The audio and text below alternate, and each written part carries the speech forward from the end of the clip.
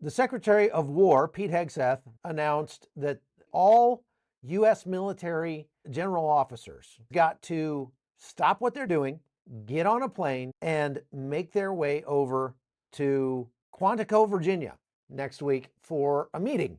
And I wanted to call it a secret meeting, but it's obviously not a secret meeting because we know about it, but the details of the meeting are secret. We are not being told exactly why Pete Hegseth declared this to be so important. And this is the first time this has happened, I think, ever, at least in my lifetime.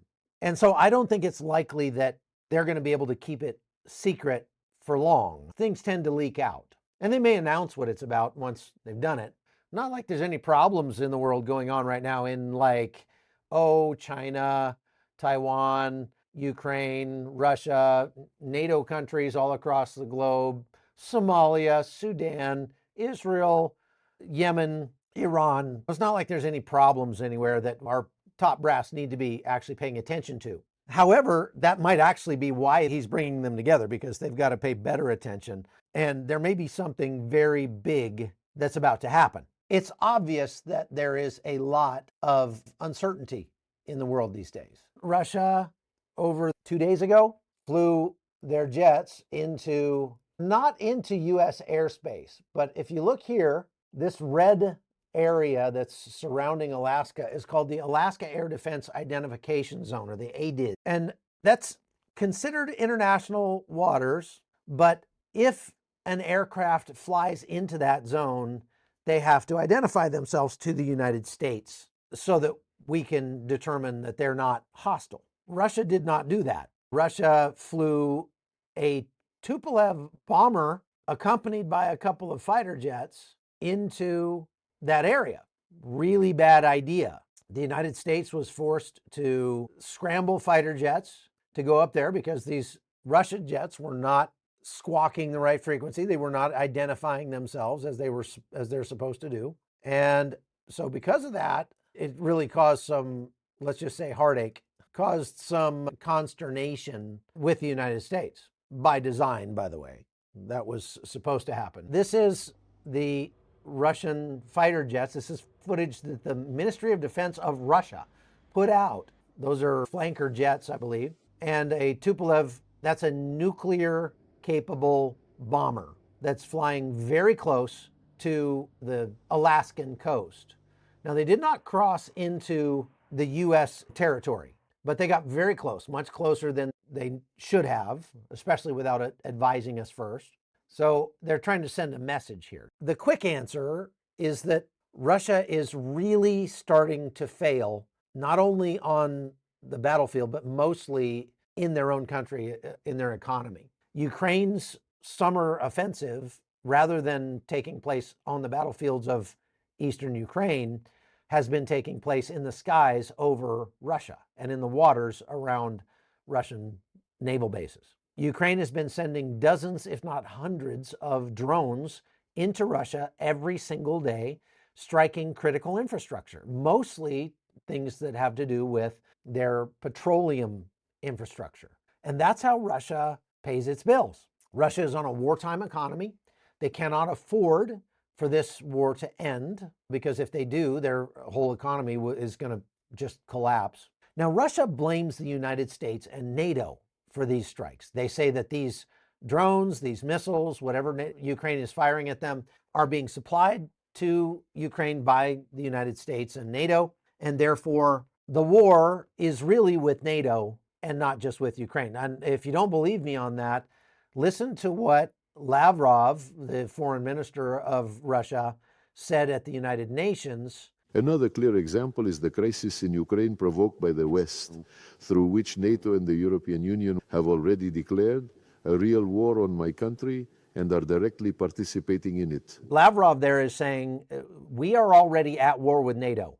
NATO is helping Ukraine, and we consider that to be an act of war against our country. President Trump has started to see the writing on the wall and sees that Russia is going to get hit very badly and likely lose the war in the coming year or so. And losing the war for Russia means a collapse inside Russia, maybe even civil war. It's going to be crazy if that happens. And President Trump wants to be on the right side of history here. He went from telling Vladimir Zelensky, you've got no cards to play, to now he's going, Russia has got no cards to play. So listen to what President Trump had to say. I'm very disappointed in Putin.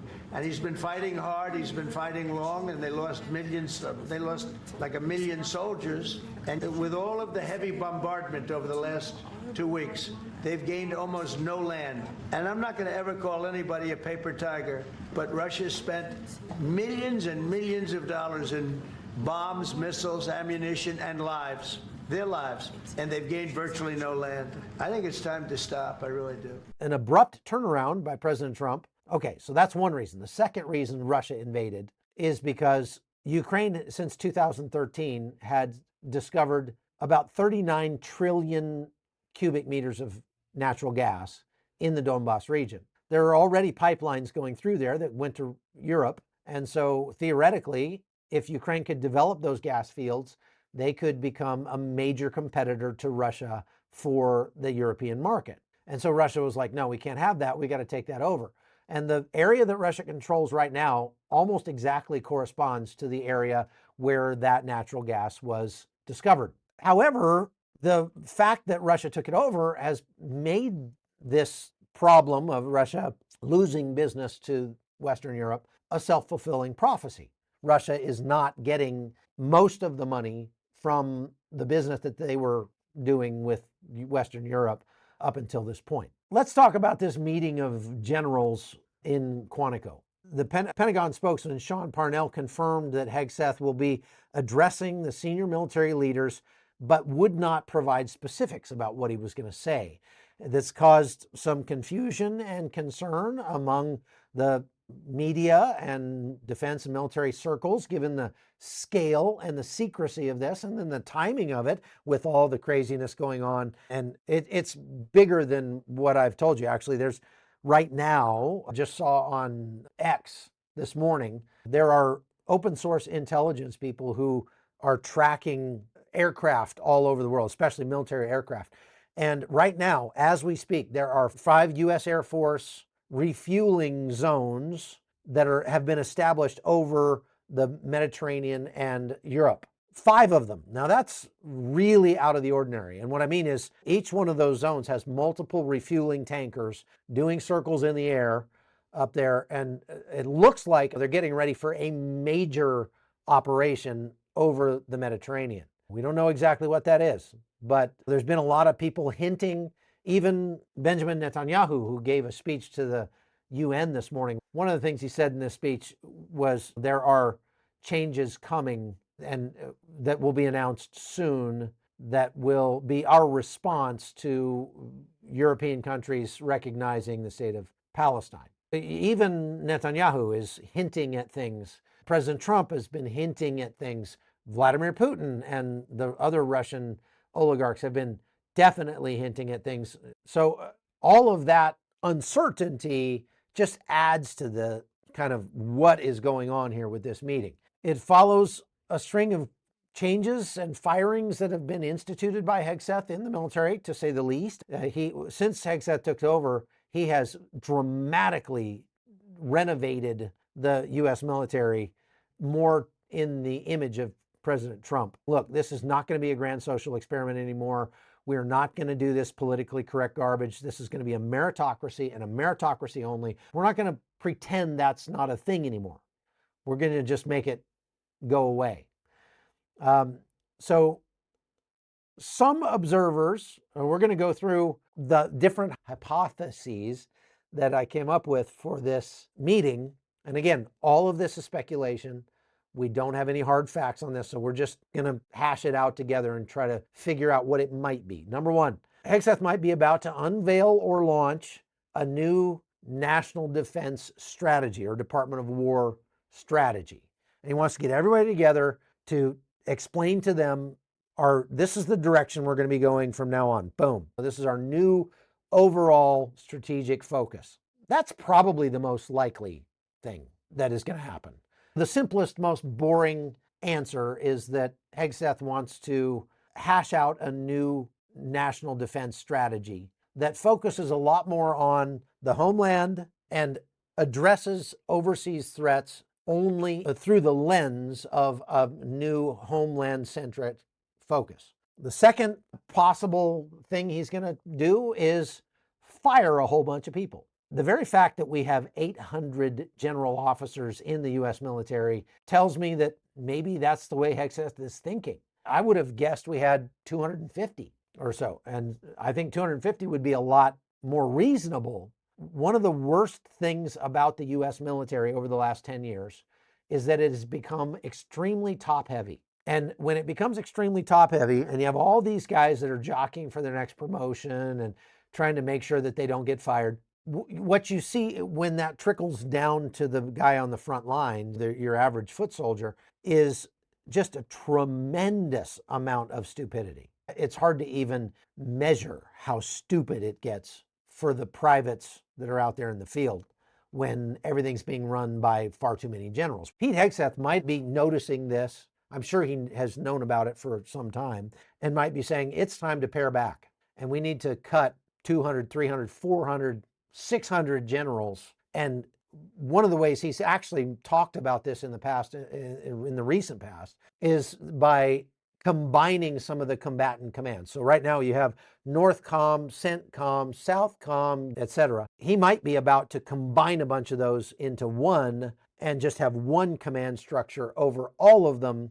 The next possibility is also very highly likely, and that is that we are addressing an urgent threat or crisis. Obviously, Pete Hegseth has access to reams of intelligence that is not in the public domain, and they have had a big problem with leaks and hacks that have been happening of late, especially since Donald Trump took office. Perhaps Hegseth has some information about something like this that is potentially about to happen, and he's getting everybody together to say, hey, refocus. It's time to be on the lookout. This doesn't have to be just in the United States. This could actually be all of our adversaries getting together, maybe at a big parade in China that we just had recently, something like that, and having a meeting and saying, okay, China wants to take Taiwan, North Korea wants to take South Korea, Russia wants to take Ukraine, or even Moldova, et cetera, et cetera. We're going to, instead of all fighting these battles on our own, we're going to coordinate our attacks and we're going to go big or go home all at once. And that's something that is becoming increasingly likely. It's not paranoid for the US military to go, it appears to us that, for example, Russia has sent airborne instructors to China to train Chinese airborne troops in airborne operations so that China can airdrop troops on top of Taiwan. That's one thing that's been happening. In exchange, we've been putting on some pretty massive exercises all across the globe. And I've got a couple here to show you. One is called Operation Neptune Strike 2025, which is taking place across the Mediterranean and the North Baltic Seas, going farther north than any U.S. military operations have in decades. So this Operation Neptune Strike has more than 14 countries participating. It's in the seas, it's in the Mediterranean, it's over NATO territories, and it's included the firing of more than one Trident missile, nuclear missile, testing it, firing it off the coast of Florida into the Atlantic somewhere as a show of force. As Russia has been saber rattling and saying, hey, well, don't forget, we've got nuclear weapons.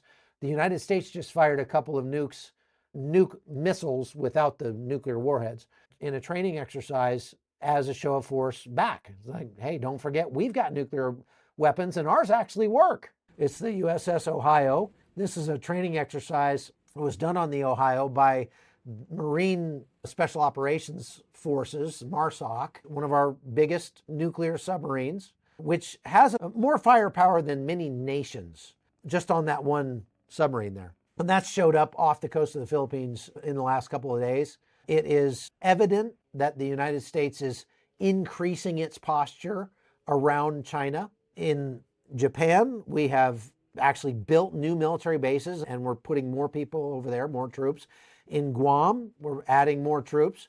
In the Philippines, we're reopening bases that had been closed for many years, naval bases over there. All of this is designed to counter China's designs on Taiwan, just as Operation Neptune Strike was meant to counter Russia's saber rattling and their threatening moves toward NATO. The Russian drones that have flown into Poland, Hungary, we've seen incursions over Estonia, Latvia, Lithuania, over the Netherlands now, possibly over the UK.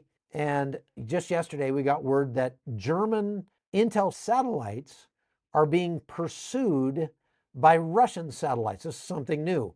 Getting some breaking news from the German defense minister, this is Boris Pistorius, saying that 2 Russian surveillance satellites are currently pursuing 2 Intelsat satellites used by German forces and others. The Reuters news agency then going on to say that he's made the comments that we must no longer ignore the fundamental threat that Russia poses in space. This is the German defense minister, and obviously we've seen this huge uptick in the number of satellites being deployed into space, both from militaries and also from people like SpaceX under Elon Musk, and it is getting a very crowded field up above us.